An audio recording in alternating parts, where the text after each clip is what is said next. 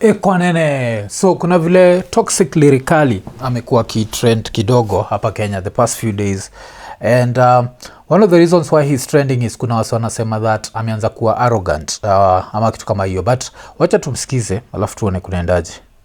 Mafans mimi sije waonyesha kiburi, wasanii ndo tunasumbuana huku mtandao. Wasanii muimbe, mwachane na mimi. Haya, mimi amkuwa na mimi nikiwa chini, sasa nikiwa juu pia usikue na mimi. Namba ni jamu, sijaibadilisha. Namba ilikuwa daunichi kama ukudunga, usidunge saa hii ikiwa juu. So ndio kitu la toxic Lyrikali alisema. Alafu kama kawaida watu wakasema ameanza kuwa arrogant, ameanza kuwa na kiburi. And I don't see anything kiburi there. I think kuna kuwa na this misconception that a lot of Kenyans have, that just cause kitu imekuhapenia, like just cause wasome kusupport maybe at a certain level, you're supposed to always be humble ama be whatever. You're never supposed to have certain standards. Like, let's look at it this way. Sana sema akiwa a small artist, kuna artist hako wana reach out to ye. Right now he's a bigger artist, and now they're reaching out, and this reaching out is because they're trying to cut shortcuts. Everyone tries to cut shortcuts. Like, yes, I can try and make a name for myself and reach this level, because I'll be honest, it come to toxic, mimi nilikam kumjua baadaye. Nalimjua juu ya fan fulani, fan nimekuwa nikimention mara mob sana, aitwa Kurgat. So kuna siku Kurgat ashanidungia. Hii time nimepata mimi sijasikiza hata ngoma moja ya toxic. And kuna swali za shindwa kwa nini, how did that happen? Because I'm a mani podcast and chill sort of person. So all I do is the podcast, and the algorithm suggests new music to me. So it's going to suggest, of course, artists that I know. So it suggests the BNs of this world and the Otile Browns. And that's what I'll end up seeing, the Nyashinskis. So umsaisha nidungia, alafu wako na nini, ananiambia umafu ni aje. Hiyo time nilikuwa na RAPCHA na Ian, tuko hapa. So amenidungia kwa video call, alafu kuna artist fulani kwa hiyo video call. It's one of my biggest regrets. And so I don't know the artist, because the video call first of all haikuwa clear, so I can't see ule artist na nini. Alafu niko na huyu boy anaitwa toxic nini boy mkali sana. Alafu hiyo time na tuna need kushoot pod, so niko like buda jo siwezi bonga, but nita check out ngoma za artist mwenyewe, so situbonge baadaye. Kama kawa I was like baadaye let me go check who this artist is. I go and I see songs and they have millions of views. Then I'm like, damn, I didn't know who this was. Then now I start checking the artist, and I was surprised. I was like, damn, salute, umseni mkali, amefika hii level, what. So cheki, he's already a big artist, and every day there's someone discovering him, and he's already a big artist. You as a small artist, ukitry kukata shortcuts and he decides that he's not going to help you cut the shortcut, there's nothing kiburi about that. And I feel like sometimes hapa Kenya we hold success and support over people's heads, and we want them to act in a certain way so that we feel like they're humble. But people don't need to be humble. Like, sometimes at some point someone has to enjoy their success, and right now toxic and enjoy success yake, and I think he should be allowed to, and he should be given the freedom to decide if he wants to collaborate ama does not want to collaborate. And anyone claiming that hiyo ni kiburi akwende. When the sort of person wale uthreaten mtu, mimi kwanza ufanza ukianza kufanya sita kusupport. You're never a supporter from day one. The day ones stick around through the bullshit. They stick around and they keep supporting, and they stick around. Why? Because this is, as someone who mtu involved in art, like an artist, it's a mutual, like unajua ama ni a symbiotic relationship where the fan benefits and the artist benefits. So there's some exchange of huyu either anapata pleasure and what, alafu mwingine anapata monetary value. So there's that. And kutoka kwa stories za toxic Lyrikali, wacha tubonge juu ya toxic politics ama a toxic judicial system. And kulikuwa na hii story, relief for Kiambu Governor Waititu, who is serving a 12-year jail term after High Court grants him 53 million bond pending determination of appeal in 588 million graft case. The probability that he's going to win the appeal is super high. And this is what I hate about this country. Like, umse aliingia ndani, and sasa amekuwa granted this whatever, and I don't know what's going to happen, but I'm yet to see a politician, a powerful politician who ends up serving their whole term. Wasusa kuna msaitwa Waluke, anakuwaga around hapa, alikuwa jailed time ya Uhuru. I think alikuwa given, was it a 67-year term or something, and then he pledged allegiance to Ruto and he was found innocent. He's out here somewhere, and I think even that case was dropped. And now we have Waititu. Huyo Waititu ilikuwa so surprising that majuzi, I think RAPCHA joked about it on Thursday's episode, and then he was released on Thursday. So even there are people who've not watched that episode watakuwa kiwatch wakishindwa umsana bonga nini jo Waititu siashatolewa. That's how much surprising the whole Waititu story was. But it shows you how this battle against corruption in Kenya, I don't know if we'll ever be able to win it. I actually don't know. If you had to ask me, because this guy now, vile nashinda nikisema, the probability that he's going to win the appeal is so high that if I was a betting man, this is where now betting companies zinafaa kuanza kuweka pesa, like let's bet on corruption. Is this guy going to be found innocent or not? Alafu tunaeka do, tunabaki tumecheck vile kutaenda. But tukibonga juu ya betting still, kulikuwa na story. Kumbuka majuzi kuna vile gava imetuambia that they want to ban stories za alcohol advertising na betting advertising. So kulikuwa na story ya football. Kenya Federation, FKF, signs a 10-year 1.12 billion shillings sponsorship deal with gaming firm SportPesa. Yes, I think the SportPesa takes effect for the 2025-2026 season. So SportPesa, of course, sasa wameamua kusupport the Kenya Premier League. On the other side, kuna vile tunaambiwa that teams hazifai could display alcohol na hazifai could display betting company. So what's going to happen? Because people will still continue betting. People will still continue betting even without that. And I'll keep saying this. Kuna soko like, no, when people see vision, they do this. I don't think kuna anyone who has never betted, if there's such a word. Ule uonaga Gor Mahia amevaa SportPesa alafu immediately anaenda kubet. Doesn't work that way. Macheki. Of course, we end up knowing. For a very long time, I didn't know about stories of betting. Like the first guy I ever saw advertising betting ilikuwa gani Waire. Ilikuwa SportPesa bado. And I never understood nini msana bonga juu yake. So I came to understand it baadaye kabisa because I was never interested. And then another thing ile naweza sema ni I've never been addicted to it. It's something I can do today and not do for the next 3 weeks, and I'm good. Najua. So I've never been addicted to that.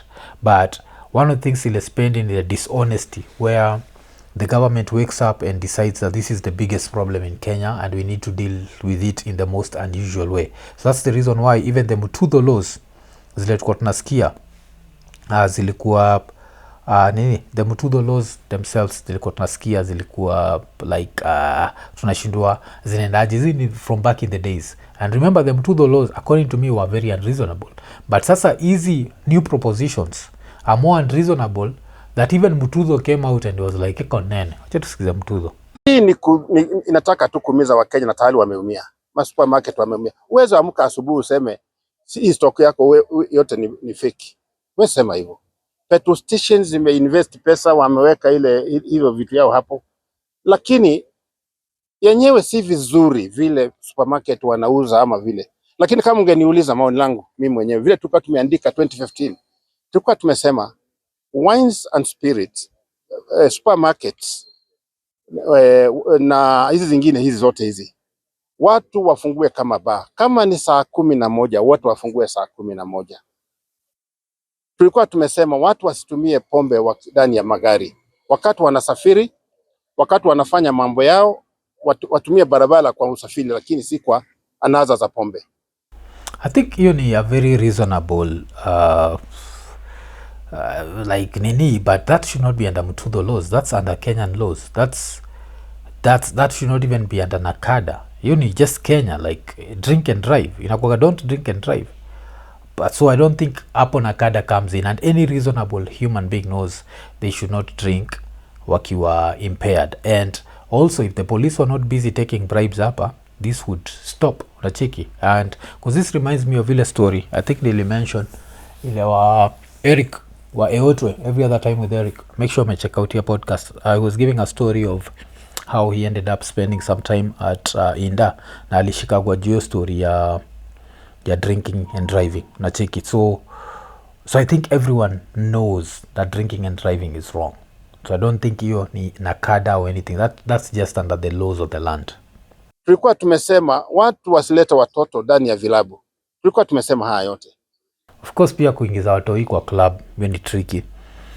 I think was it last year ile umse socialite anaitwa Musiria libaki ameingia kwa certain club and there were naked people kwa stage na vitu kama hizo. So watoi kwenda kwa club, that is also a no and that also I think should be under the laws of the land. That's not supposed to be nakada or whatever. Kuna zile vitu ni common sense plus the laws of the land.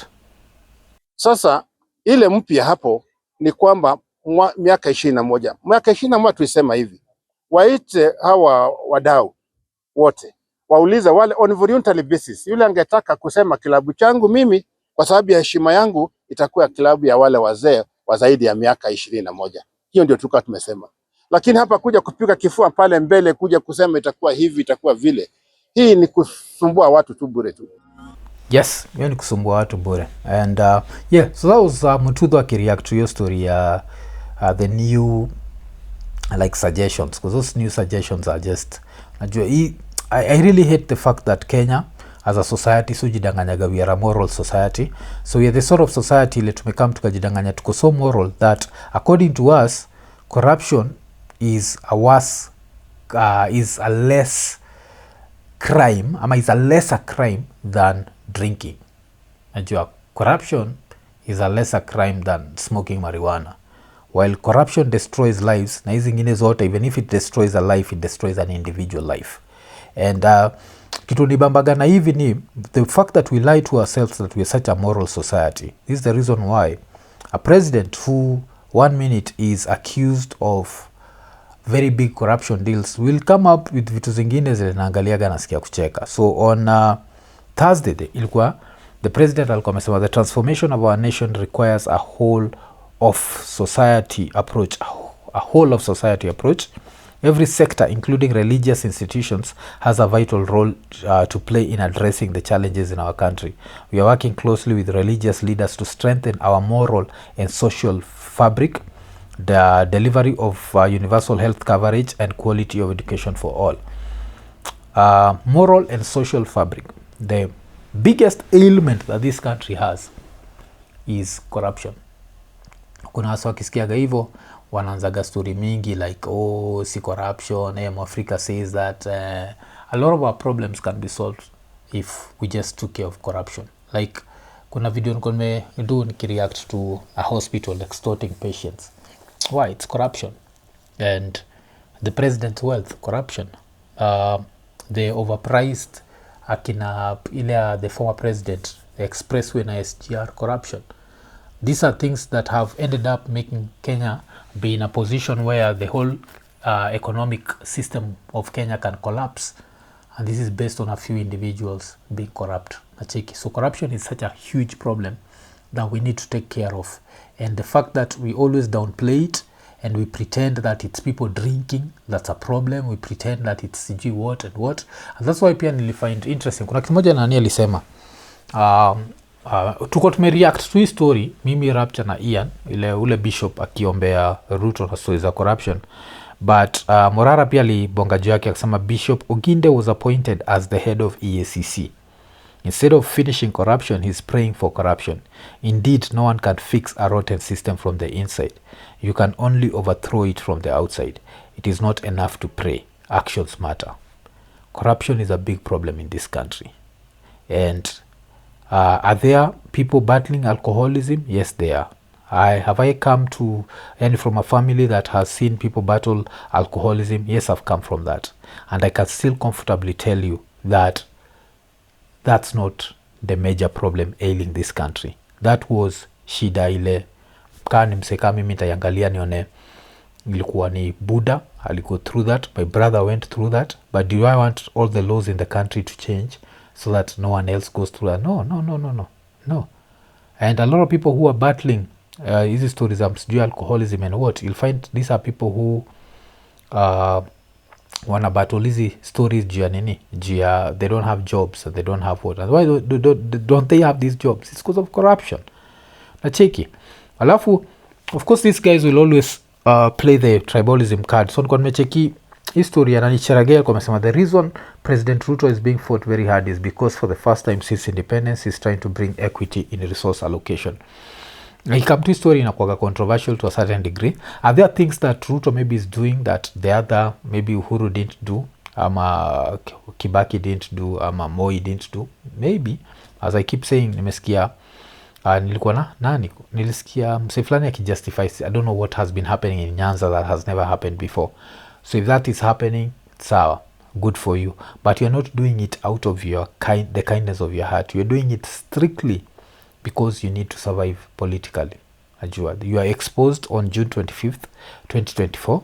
Now you're in a tricky situation and now you're trying to do everything hapa places hazijaifanywa ndio ikae. The only reason unafightiwa because unafanya hizi vitu poa.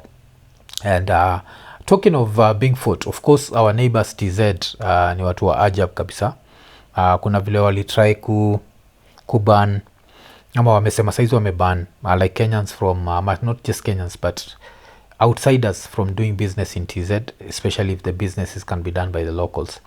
It's such a bullshit way of looking at things because mostly the investor coming from outside atakuja huko na baki ameinvest. So I don't see the reason why you should ban investors from coming in. But sasa still ukiangalia TZ, nilicheki post moja ilikuwa ni juu ya Tundu Lissu. Tundu Lissu bado na anachajiwa na uhaini. Uhaini ni treason. So Tundu Lissu alikuwa quoted akisema mwanichelewesha basi twende muninyonge. Alafu akasema mmeniwekea mashtaka ya uhaini ili munitishie kwa kitanzi. Basi twende leo muninyonge. Ninajua mngependa kuniona nikibembeleza, nikitetemeka, nikikubali uongo, lakini hilo halitatokea. Nitakufa nimesema ukweli kuliko kuishi nimesujudia unafiki. Nimesujudia. Damn. Asubu Kiswahili ingine.